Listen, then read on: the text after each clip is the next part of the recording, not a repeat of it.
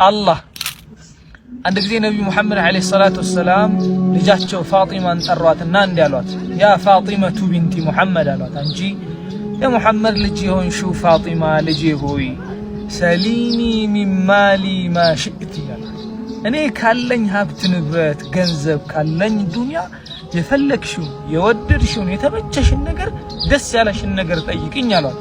ለአንቺ ለመስጠት እኔ አልሰስትም አሏት። ወላኪን አሏት ነገር ግን አንቂዚ ነፍሰኪ ሚነናር ከጀሃነም እሳት ራስሽ ነፍስሽን አድኝ አሏት።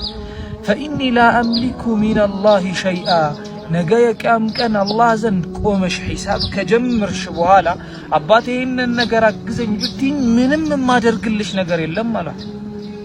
ዱንያ ላይ የፈለግሽውን ጠይቅኝ፣ አኺራ ግን ነፍስሽን ከጀሃነም እሳት ራስሽ ነጃ አውጪ አሏት።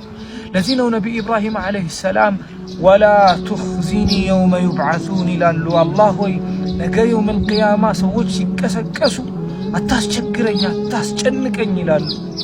የውመ ላ የንፈዑ ማሉን ወላ በኑን ገንዘብ ልጆች ሰው ምናምን የሚባል ነገር በማይጠቅምበት ቀን እንዳልጨነቅብህ ጌታዬ ይላሉ ነቢ ኢብራሂም።